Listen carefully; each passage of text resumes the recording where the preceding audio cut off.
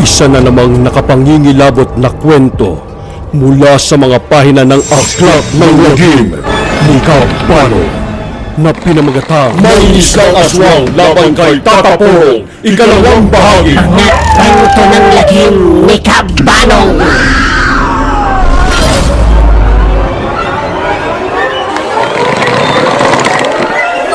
Ang nakaraan. Lumabas ka dyan! Kung sino ka man! Harapin mo ako! Huwag kang magtago dyan sa likod ng punong yan! At unti-unting lumabas sa likod ng puno ang pagkalaki-laking halimaw na baboy ramo na balot ng nangingitim na nakatindig na mga balahibo.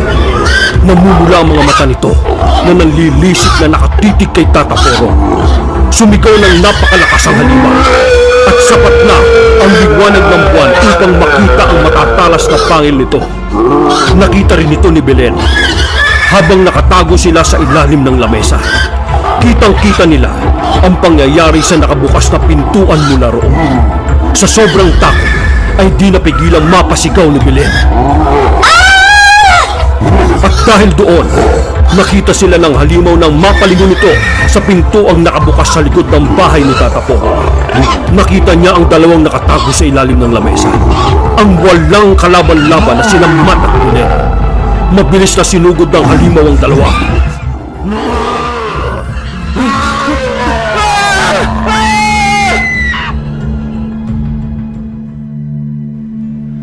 Magandang araw sa inyong lahat. Bago tayo magpatuloy, ipinapaalala ko lang sa lahat ng nakasubaybay ngayon na meron tayong shoutout mamaya sa videong ito. Sa lahat ng mga bagong subscribers at mga bagong nag-join sa ating ganap na kasangga ni Kabanong Community Group ay isa-shoutout natin ang kanilang mga pangalan. Kaya sa mga hindi pa nagsusubscribe dyan at hindi pa nagjo-join, gawin nyo na ito ngayon na. Dahil may kasabihan tayo na kung sino man na magsusubscribe at magjo-join ngayon ay makakatanggap ng napakagandang pagpapala at sa mga hindi nag-i-skip ng ads ay lalo rin kayong papalarin. At ngayon, sa ating pagpapatuloy, agad na tumayo si Matt at inihagis ang lamesa papunta sa pintuan. Bumagsak ito at humarang sa pintuan. Napahinto ang aswang dahil dito. Naamoy rin niya ang nakakalat na bawang at asin sa may pintuan. Yung pagtigil panandalian ng aswang na yon ang nakuhang tiyempo ni Tataporong upang ihagis ang kanyang itak sa likod ng aswang. Diretsong tumarak ang itak sa puso ng halimaw. Bagsak ang dambuhalang halimaw sa lupa. Matt! Belen! Ayos lang kayo? Ayos lang ako, Lolo. Belen, ikaw kumusta ka? Natatakot ako, Matt. Papaano kung buhay pa nga si Rod? Papaano kung matunton niya tayo dito? Alam mong napakalakas niyang halimaw. Baka mapatay niya tayo. Huwag kang matakot, Belen. Hanggang nandito kami ni Tata Porong, hindi ka namin pababayaan. Salamat, Matt. Ilang beses niyo nang iniligtas ang buhay ko.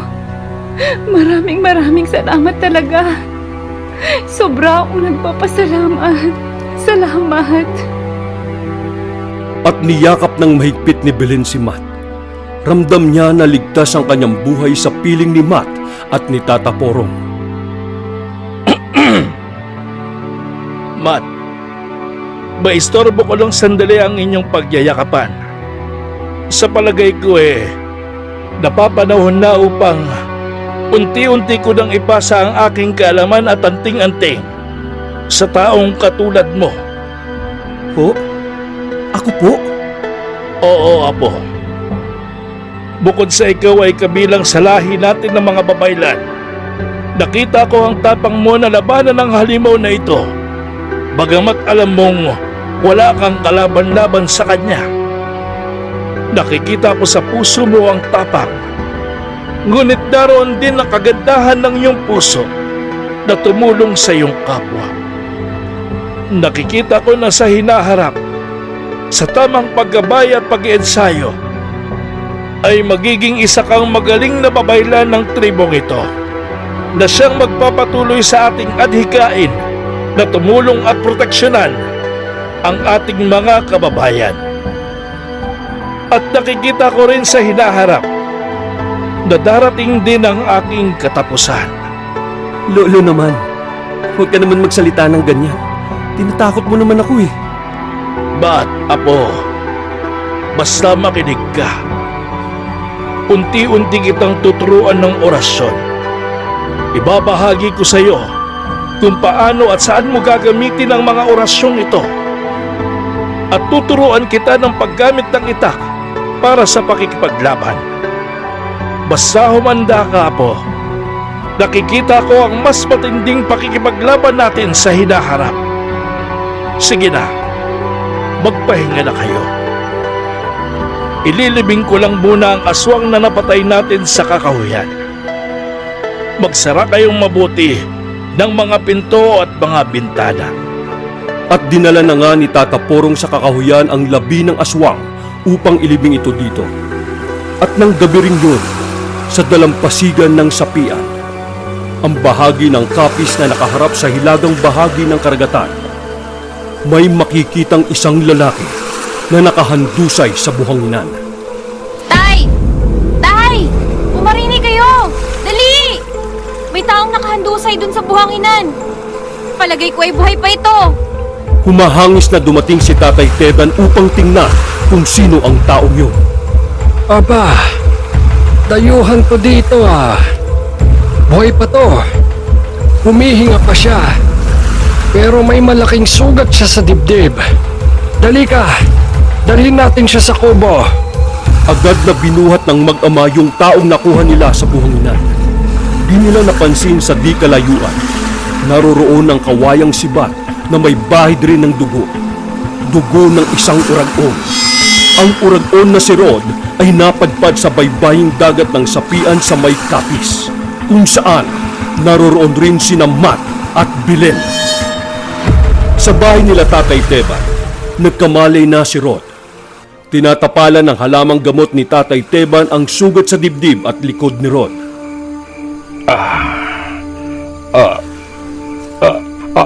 Aray! Iho, ano bang pangalan mo? Saan ka ba nanggaling? At bakit ka nagkaroon ng malalaking sugat na to?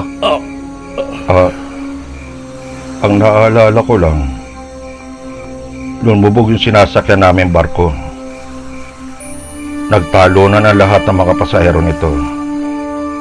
Nakitalo na rin ako.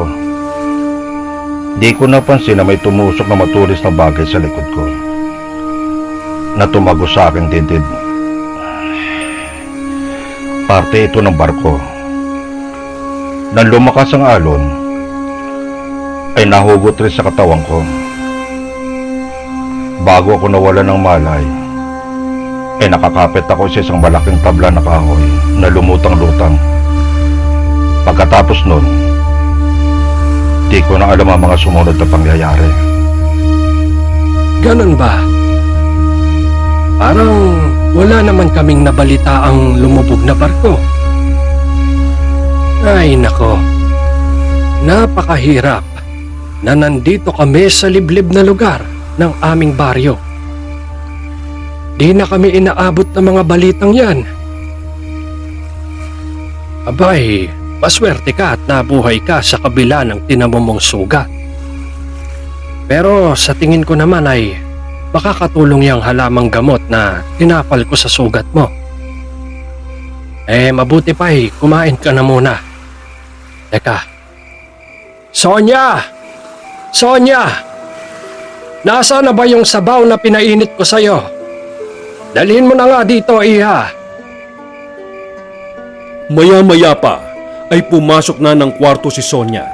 Dala-dala ang isang bangkok ng mainit na sabaw. Eto na po, Tay. Tinolang manok. Pasensya ka na at medyo kunti na lang yung natira sa ulam namin kanina. Manong... Rod na lang itawag mo sa akin. Pero wag mo naman akong tawagin Manong. Di pa naman ako ganun katanda eh. Ganun po ba, Manong? Rod pala. Baka gusto mo ng sausawan? Ipaghihiwa kita ng kalamansi at ilalagay ko sa patis. Wag na. Hindi na, medyo nangangati ako pag nakakakain ako ng pagkain may kalamansi at patis. Kaya hindi na rin ako kumakain ng kalamansi. Ganun ba? Kakaibang sakit naman yan. Nangangati ka sa kalamansi. Oo nga ho eh. Sarap pa naman din sana ang sausawang patis at kalamansi. Oh, siya. Ubusin mo na yan at pagkatapos ay magpahinga ka na, ha? Lumabas na ng kwarto sina Tatay Teban at Sonia. Pero sumulya pa ng huling tingin si Sonia kay Rod at ginantihan naman ng ngiti ni Rod si Sonia. Pagkalabas ng dalawa, napaisip si Rod. Hinang-hina na siya. Hindi maaaring tinola lang ang kainin niya para bumalik ang kanyang dating lakas. Bilang uragon, kailangan niyang manggahasa ng babae at kumain ng lamang loob ng tao. Ngunit naisip niyang hindi niya gagalawin ang magamang ito. Ito ang makakatulong sa kanya na may matuluyan siya sa lugar na yon habang nagpapalakas siya upang muli niyang hanapin si Belen at si Matt. Kung nasaan ka man, Belen, hahanapin ko kayong dalawa ni Matt. Kung inagaw ka man sa akin ni Matt, babawiin kita sa kanya. At sisiguruhin ko sa pagkakataong ito, mapapasa akin ka na, Belen. At mapapatay ko na rin ang traidor kong kaibigan na si Matt.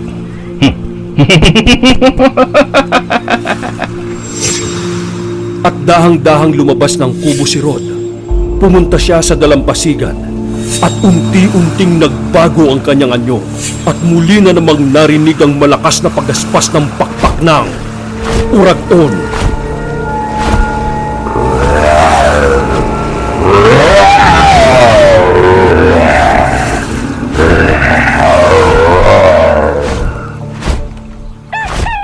Kinabukasan, maaga pa lang, isang binatilyong kapitbahay ni Tatay Teban ang naghatid ng isang nakakatakot na balita.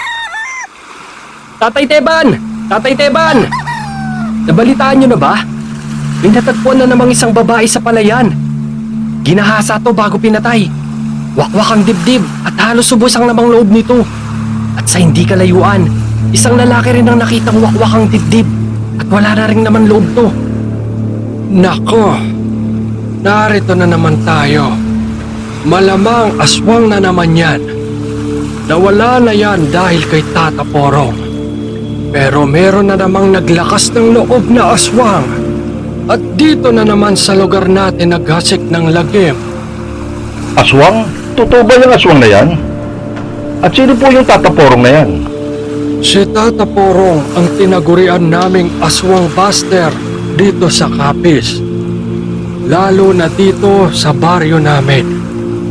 Halos lahat ng mga aswang, maligno, masamang elemento, mga mambabarang, mangkukulam, o kahit na anong masamang nilalang na naghahasik ng lagim dito sa amin ay siya ang nakakalaban.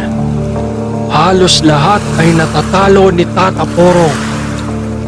Mula nang dumating si Tata Porong ng mga dekada 60 dito sa amin, hanggang ngayon, dekada 70 ay nananatiling tahimik ang aming lugar. Napakalakas ng taglay niyang anting-anting at lalo na ang hawak niyang mahiwagang itak.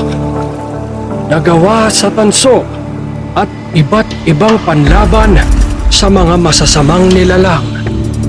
Dagdag pa ang kanyang medalyon na nagbibigay sa kanya ng kakaibang lakas. Kaya halos lahat ng aswang dito sa amin ay nangawala. Hindi kasi ako naniniwala sa aswang eh.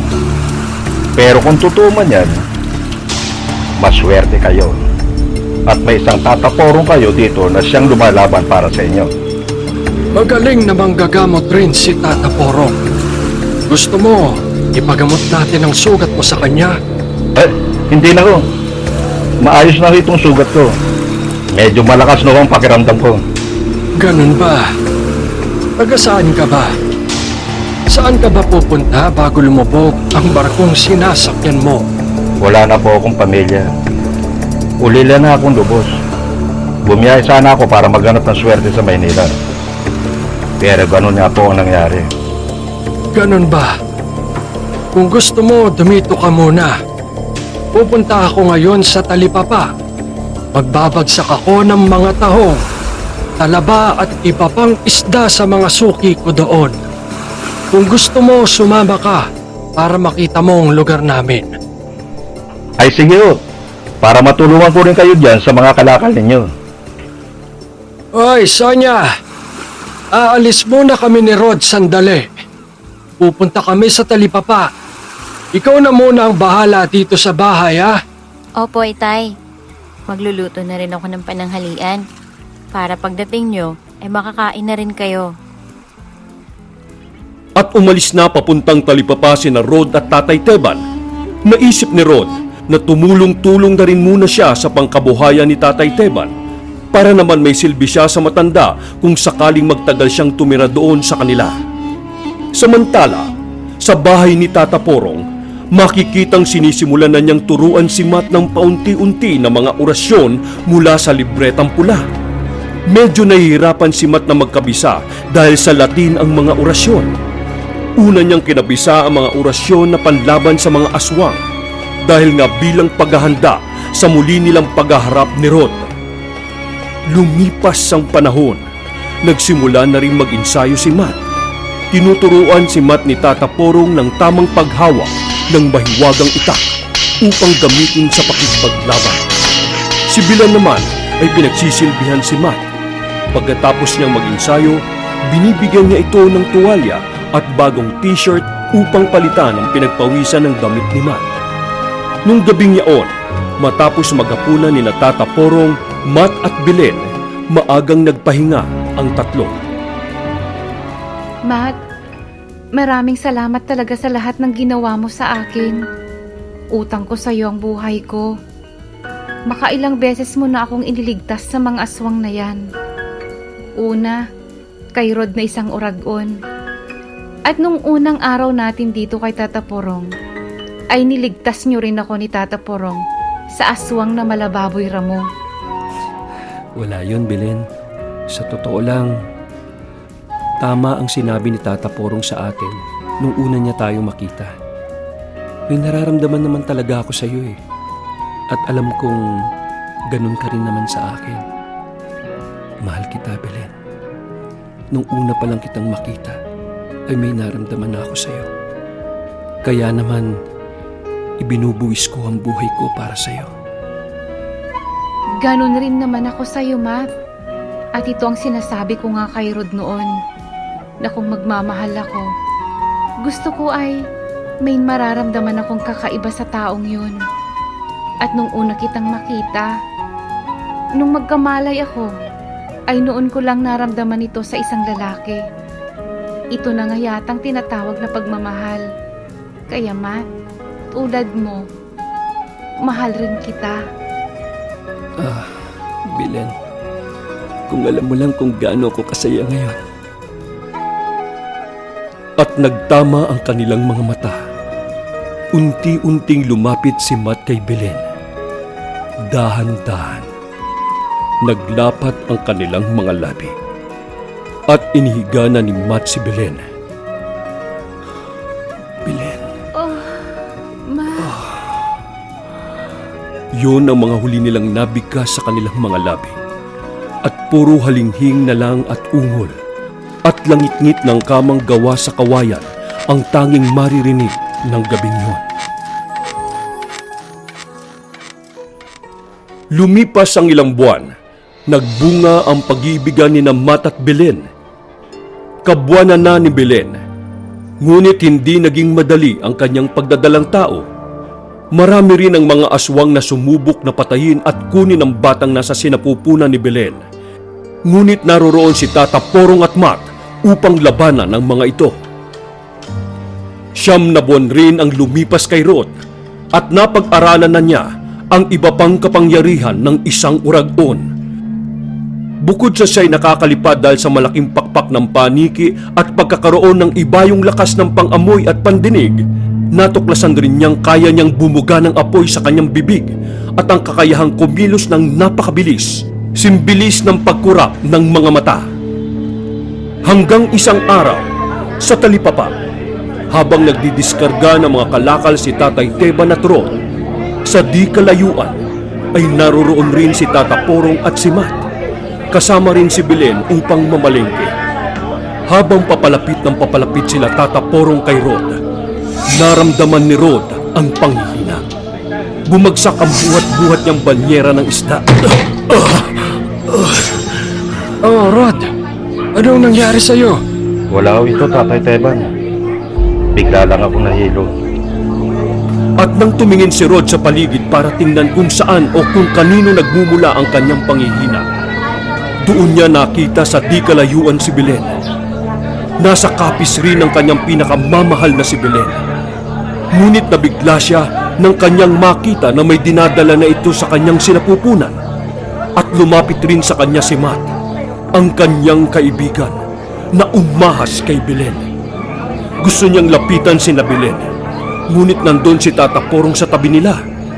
Dahil sa mahiwagang itak na nakasukbit sa baywang ni Tata Porong na gawa sa tanso at may halong katas ng kalamansi, mga bagay na nakapanghihina sa kanya, lalo na kung siya ay nasa anyong tao. Mas mahina siya kumpara kung siya ay nasa anyong uragon. Tatay Teban, lalabas muna ako sa talipapa. Lalangap muna ako ng sariwang hangin sa labas. Sige, iho. Ako munang bahala rito. Agad na humangos palabas ng talipapa si Rod. Nagsisikip na ang kanyang paghinga at nagsisikip na rin ang kanyang dibdib sa hinanakit sa kanyang nararamdaman sa kanyang nakita. Hayop ka, Matt.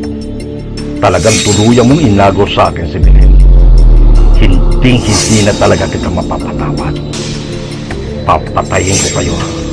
Pati na ang anak nyo na nasa sinapupunan ngayon ni Belen. Papatayin ko kayo lahat. Wala akong ititira sa inyong buhay. At kung sino man ang matandang kasama ninyo, kung siya man ang sinasabi nilang si Tata Porong, hindi ako natatakot sa kanya. Siya ang uunahin kong papatayin. At nang gabing yun, naguhugas na ng platong pinagkainan ng hapunan si Belen. Pinaayos naman ni Tata Porong at Matt ang bagong bangkang gawa nila. Dahil sa sisimulan na ring mangisda ni Matt upang makatulong sa gastusin, lalo na pag lumabas na ang kanilang anak ni Belen. Masayang nag-uusap sina Tata Porong at Matt. Ang hindi nila alam, yun na ang huling gabi ng kanilang pag-uusap. Maya-maya ay umihip ang isang malakas na hangin. Hangin na pamilyar kay Matt. Dahil yung hangin na yun ang kanyang naramdaman nang una niyang makita ang uragon. Kumulo ang langis na nasa bote na nakasabit sa balakang ni Tata Porong. At hindi nga siya nagkamali. Sa di kalayuan ay narinig nila Tata Porong ang isang malakas na pagaspas mula sa malalaking pakpak ng isang halimaw. At doon niya nakita ang paparating na uragon. Napasigaw si Matt kay Belen. Belen! Magtago ka! Huwag na huwag kang lalabas ng bahay! Nandito si Rod! Nandito ang uragon! Agad na nagtago si Belen sa ilalim ng kama. Isang malakas na hiyaw galing sa uragon ang umalingaw-ngaw sa katahimikan ng paligid. Isang hiyaw ng puot at paghihiganti. Apo, umanda ka. Nararamdaman ko na lubos ng napakalakas ng uragon na ito. Maaaring nadiskubre na niya ang lahat ng kanyang kalakasan. Nagsimulang bumulong ng mga orasyon sa hangin si Tata Porong. Nagdulot ito ng isang nakabibiging tunog sa tenga ng uragon. Lalong naggalit ang uragon. Naalala ni Rod ang sinabi sa kanya ni Tatay Teban. Isa sa mga nagbibigay ng ibayong lakas kay Tata Porong ay ang suot-suot niyang medalyon sa kanyang leeg. Yun ang pinuntirya ng uragon na si Rod.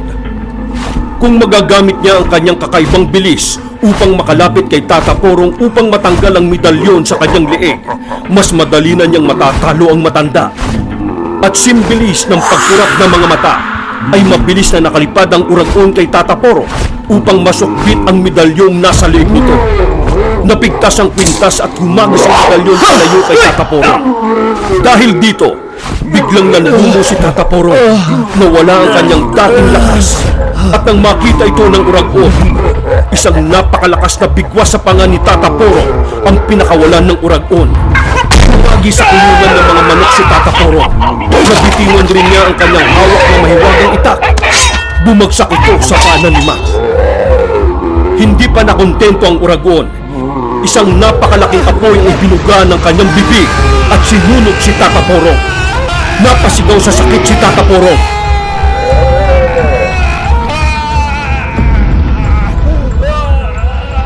Agad na pinulot ni Matt ang mahiwagang itak at inihagis ito sa Uragon. Wag! Itigil mo yan, Rod! At nadaplisan sa leeg ang Uragon na si Matt dahil sa tanso at katas ng kalamansi na nasa mahiwagang itak. Nang hina kaagad ang Uragon at dali-dali itong lumipad papalayo.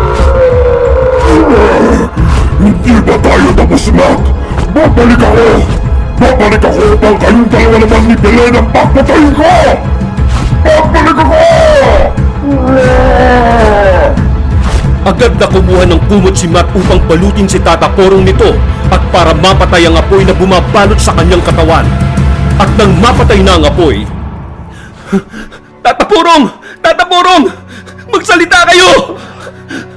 Matt, Apo, Tata Porong, sa palagay ko, natagpuan ko na ang katapat ko. Hindi. Nakita ko nang darating ang mga sandaling ito. At alam kong hindi ako ang makakatalo ngayon sa Uragon na yan.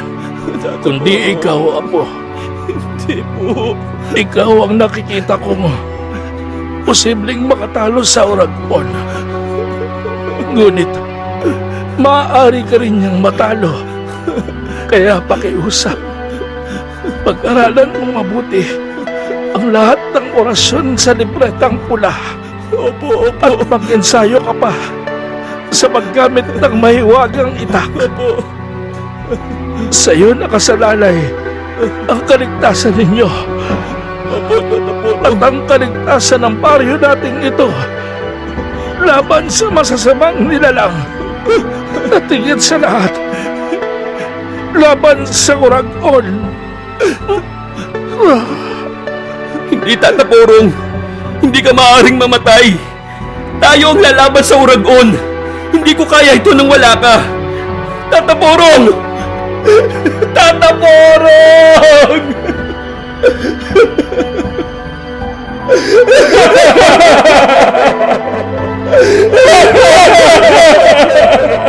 At umaligaw-ngaw sa kadiliman ng gabi ang hinagpis ni Matt. Wala na si Tata Porong.